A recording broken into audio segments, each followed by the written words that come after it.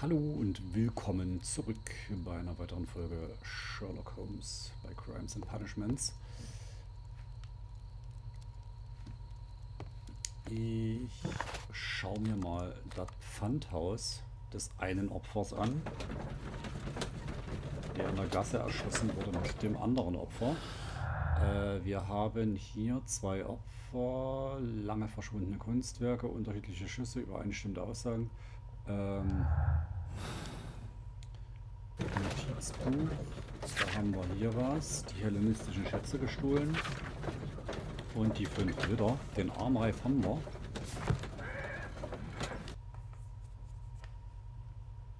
Und den hatte der Pfandhausbesitzer dabei, genauso wie den Schlüssel zum Pfandhaus, oder einen Schlüssel, ich denke mal, dass das der zum Pfandhaus sein wird. Und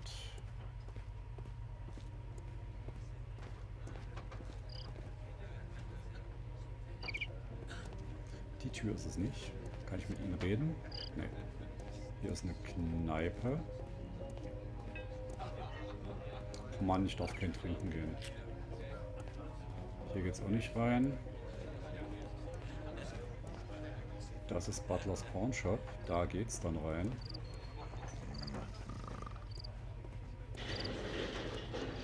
Na da.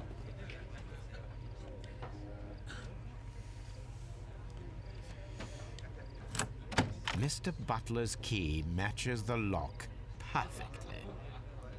Sehr gut.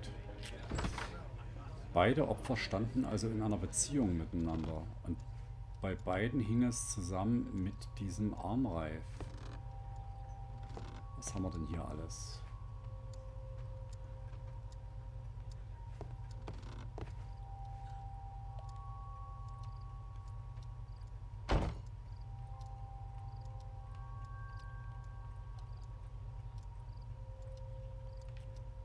Koffer, Dudelsack, Uhren, Landkarten.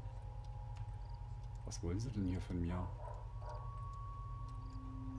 Ach, Kletterausrüstung. Crampons and a sharp ice axe would only be brought here by a mountaineer.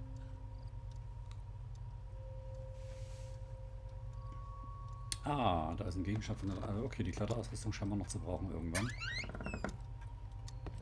Alter, ist das dunkel hier. Boah.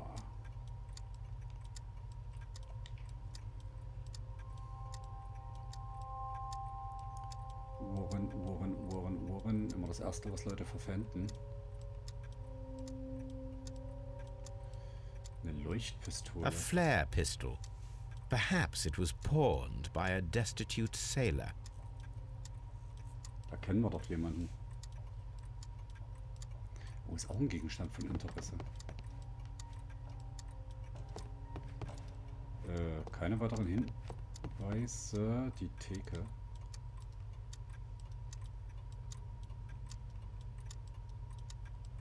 Da war doch was. It looks as though Mr. Butler kept a careful record of his operations. It looks as though Mr. Butler kept a careful record of his operations. Ach verdammt, ich hätte jetzt gerne in die Geschäftsbücher reingeguckt.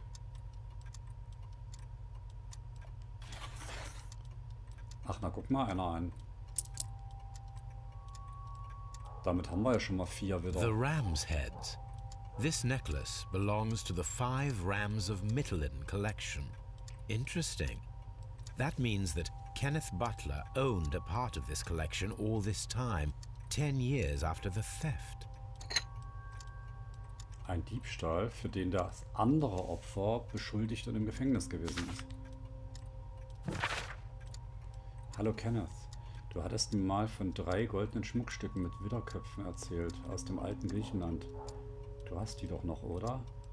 Denn dann gibt's eine tolle Neuigkeit für dich. Ich habe da einen Typen an der Leine, der den ganzen Schmuck unbedingt haben will. Er ist bereit, dafür ein kleines Vermögen hinzublättern. Ich kann ein Treffen zwischen dir und diesem wandelnden Geldbeutel arrangieren, aber ich verlange Provision. Ich werde Sonntagabend an der Ecke Great Alley Street und Half Moon Street auf dich warten, vor dem Feuerwerk.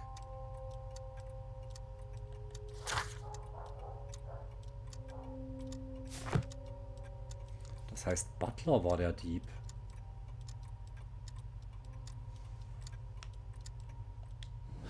Das heißt, Butler war der Dieb.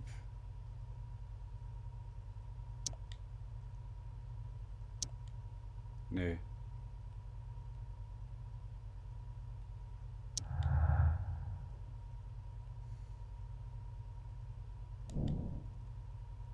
Die Suche nach dem verschwundenen hellenistischen könnte das Motiv für das Verbrechen an der Hafen Street sein. Mr. Turner hat den Armreif nach der Tat mitgenommen.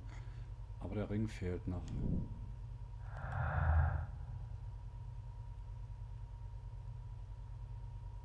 Leighton Chapman ist die einzige Person, die nach Vercotti und Butler beim Betreten der Half Moon Street gesehen wurde. Man sah, wie er sich über die Leiche beugte und danach vom Tatort floh. Turners Aussage, da bin ich mir nicht mehr ganz so sicher. Die sogenannten hellenistischen Schätze wurden 1885 seitdem sind sie nicht mehr aufgetaucht. Nee. Okay, das will alles nicht. Gut, dann sind wir, ich glaube, hier erstmal fertig.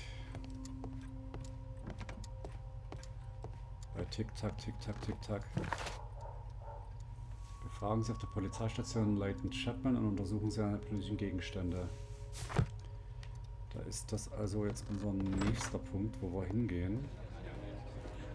Nach Scotland Yard.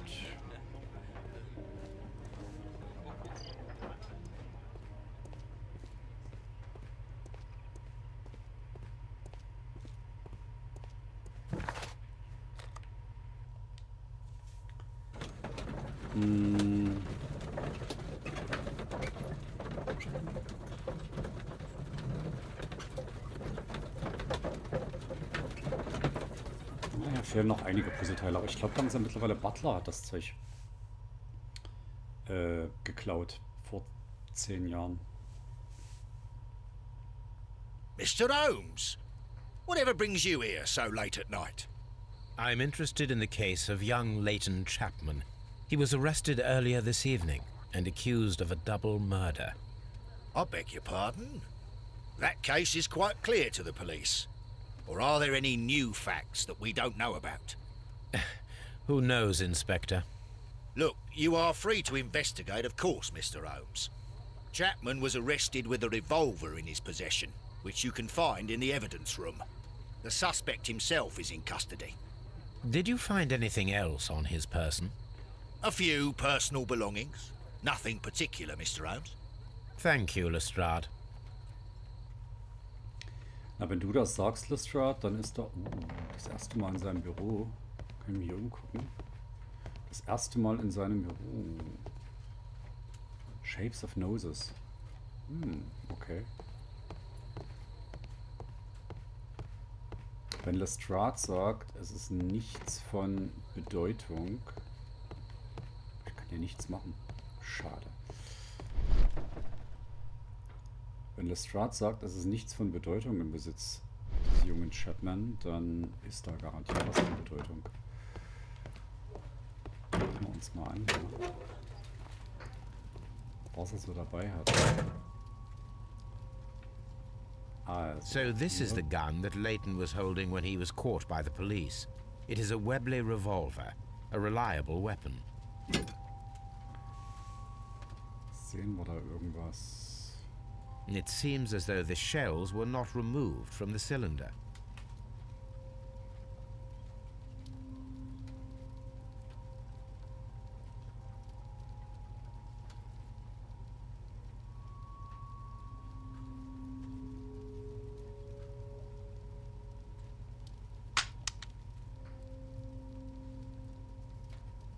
Zwei Schüsse aus einem Revolver. Und die sollten doch unterschiedlich geklungen haben.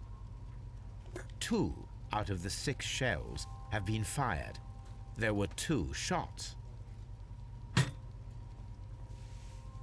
Zwei Schüsse aus einem Revolver. A cheap watch, bought with his own money, no doubt. These cigarettes are filled with cheap tobacco. Nothing interesting.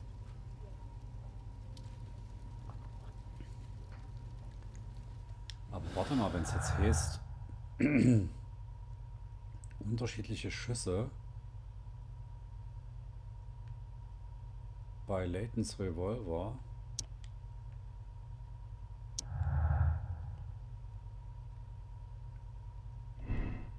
Gleichzeitige Schüsse. Mr. Turner konnte Unterschiede zwischen den zwei Schüssen hören, weil in Wahrheit 3 Schüsse abgefeuert wurden. Zuerst ein einzelner und direkt danach 2 gleichzeitige Schüsse. Schussposition. Mr. Turner konnte Unterschiede zwischen den 2 Schüssen hören, weil diese an verschiedenen Punkten der Half Moon Street abgegeben wurden. Oh, das klingt beides sehr interessant.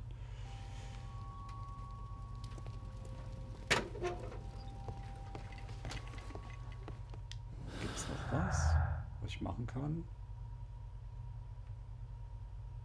Leighton Chapman hatte nichts Wertvolles bei sich, als ihn die Polizei direkt nach der Tat festnahm.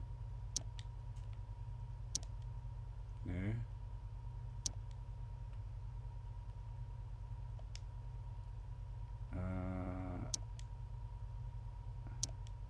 Nee, auch nicht. Ja, wer weiß, hier irgendwas geht hier noch nicht. Irgendwas fehlt uns wieder noch. Dieses irgendwas werden wahrscheinlich sehr viele Sachen. Please escort this suspect for interrogation. So. Good evening, Mr. Chapman. Who are you? I've got nothing to say. It's all a mistake. Calm down, Leighton. I have come here to help you. To find out if you truly are innocent, as your younger brother Wiggins has told me. My brother? You know him? Then that means you're... Sherlock Holmes. Oh, blimey. All right, Mr. Holmes. I'll tell you everything. So, erstmal gucken wir uns an, den Guten. Ja, es hat wirklich eine Ähnlichkeit mit unserem Higgins. Eine Narbe. Aufgewachsen auf der Straße.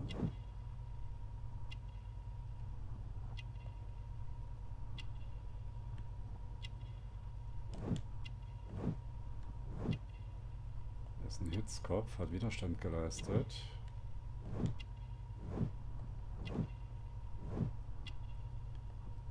Büroangestellter. Modischer Schal.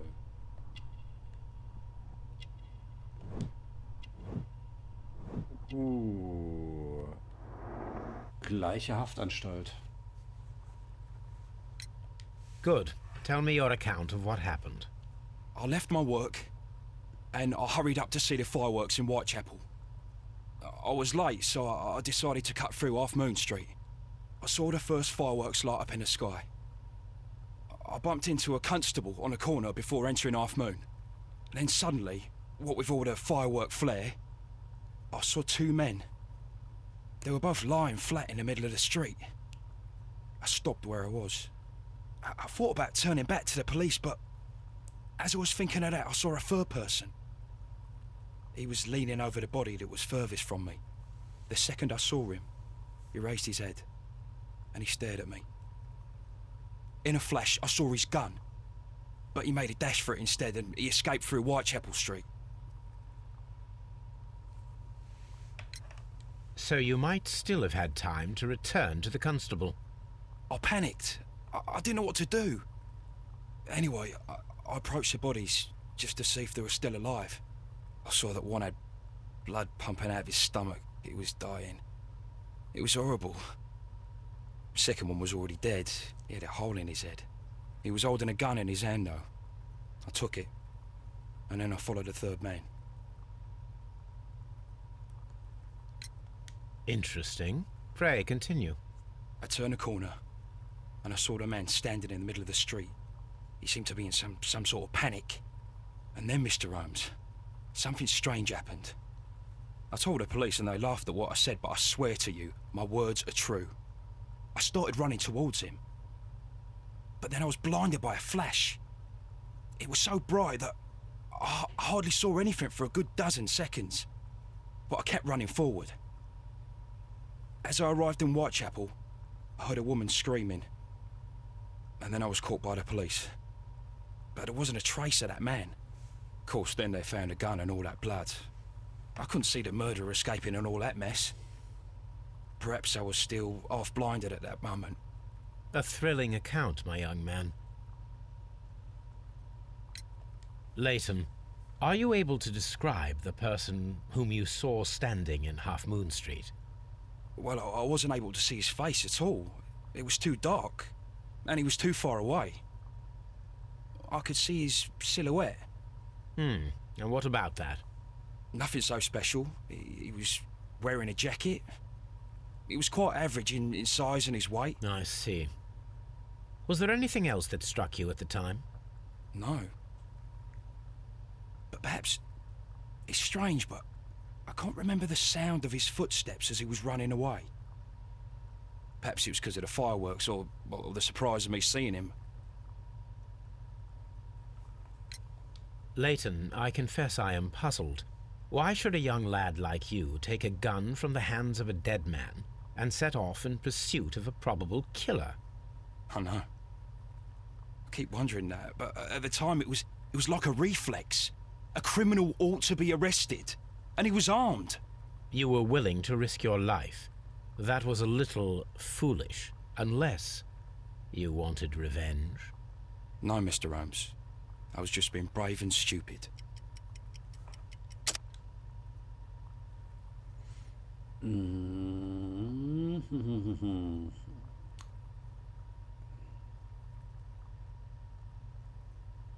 Ich denke mal,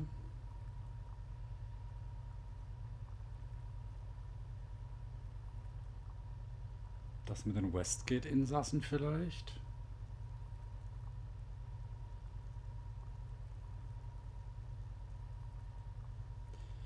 Weil das wäre noch so etwa das Einzige,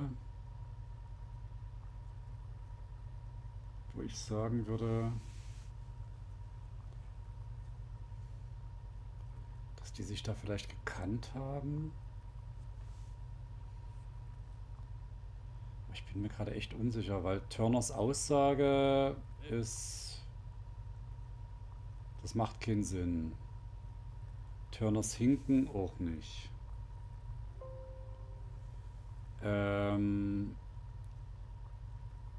Antiker Armreif, Türschlüssel auch nicht, nur das Westgate-Insassen macht.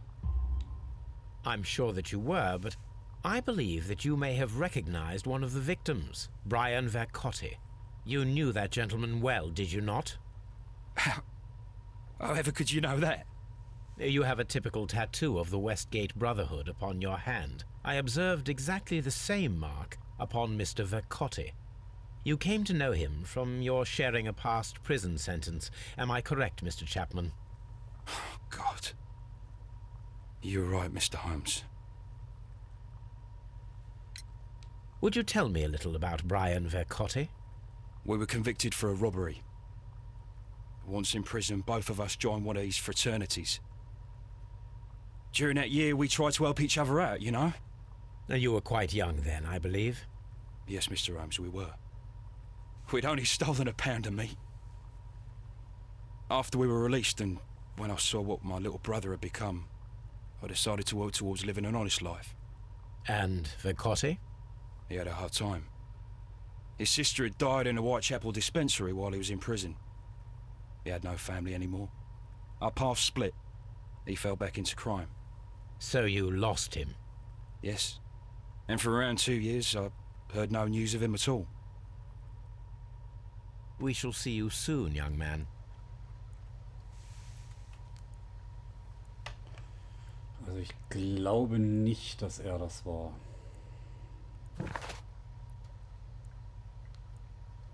Leighton und Brian Cotter, eines der Opfer gemeinsam. Ich glaube nicht, dass er das war. Leighton Chapman ist der ältere Bruder von Wiggins und zwischen 20 und 30 Jahre alt. Er wuchs auf der Straße auf und, hitzköpfig wie er war, wanderte er für eine kriminelle Tat ins Westgate-Gefängnis. Im Moment lebt er nicht mehr auf der Straße und arbeitet vermutlich als Angestellter in einem Londoner Büro.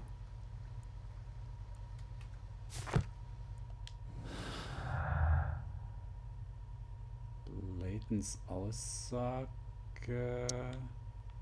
alte Bekannte. Hä, was?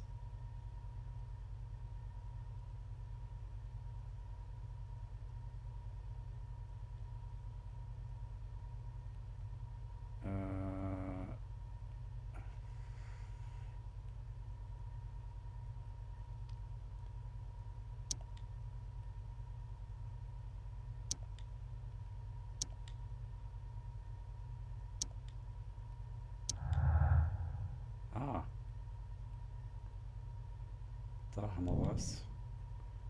Fantasiemann. Die Person, die Leighton Chapman in seiner Aussage beschreibt, entstammt seiner eigenen Fantasie.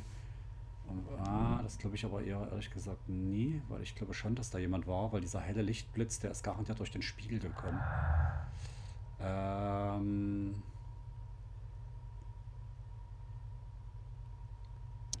Alte Bekannte.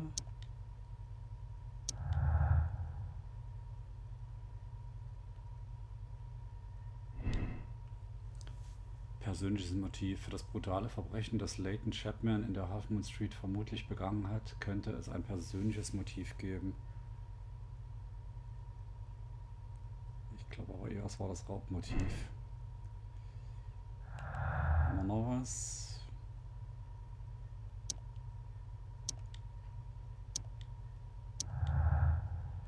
Da haben wir noch was.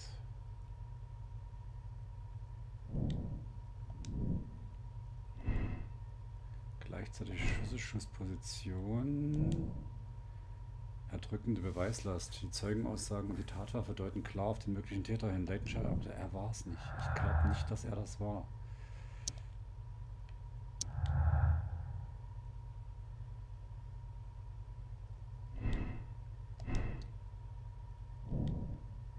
Doppelmord. Kenneth Butler und Brian Vercotti sind Opfer eines Doppelmordes geworden, der von einem einzelnen Täter begangen wurde. Nee. Nee. Außer es gab wirklich zeitgleiche Schüsse. Gut, wir brauchen mehr Infos.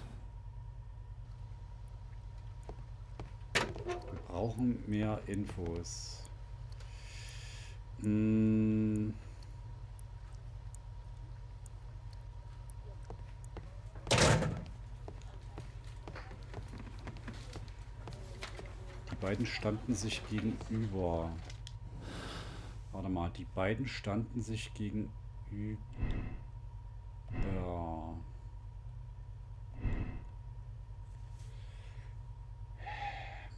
Der eine hat in den Kopf geschossen gekriegt aus der einen Richtung, der andere in den Bauch aus der anderen Richtung.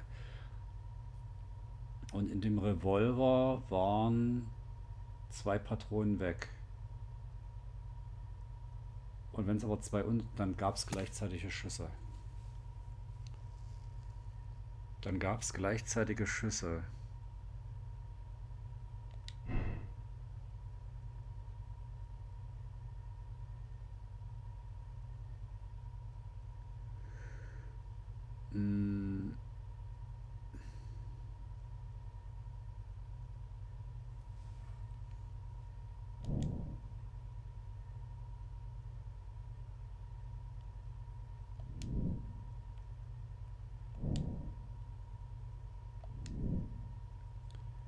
Das ist aber,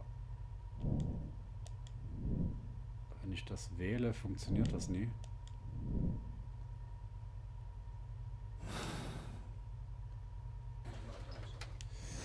Warte mal. Es müssen gleichzeitige Schüsse gewesen sein.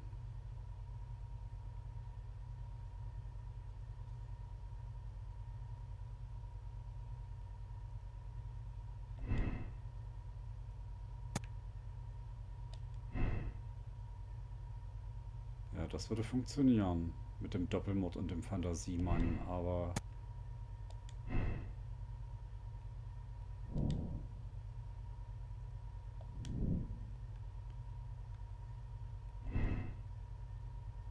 ich mache mal Raubmotiv.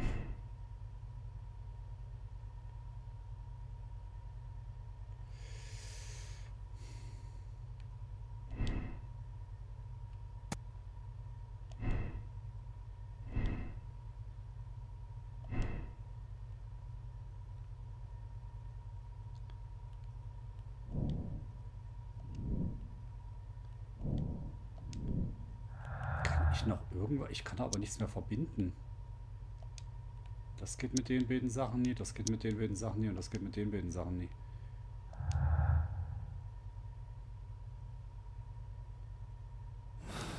Irgendwas fehlt mir. Möglicherweise kam es in der Half-Moon Street zwischen Kenneth Butler und Brian Bercotti zu einem Schusswechsel. Untersuchen Sie die Leichen und stellen... hahaha. Wir haben eine Aufgabe. Half-Moon Street. Ich dachte schon, ich muss jetzt wieder irgendwas herleiten. Aber wir haben schon eine Aufgabe. Und ich glaube, die Sache mit den Schüssen, das machen wir beim nächsten Mal. Ich sag für heute Likes, Abos, Kommentare immer gern gesehen. Damit ihr nichts verpasst, drückt die Glocke, bis sie bimmelt. Und wir sehen uns beim nächsten Mal wieder. Bis dahin, ciao mit V. Der Wetters.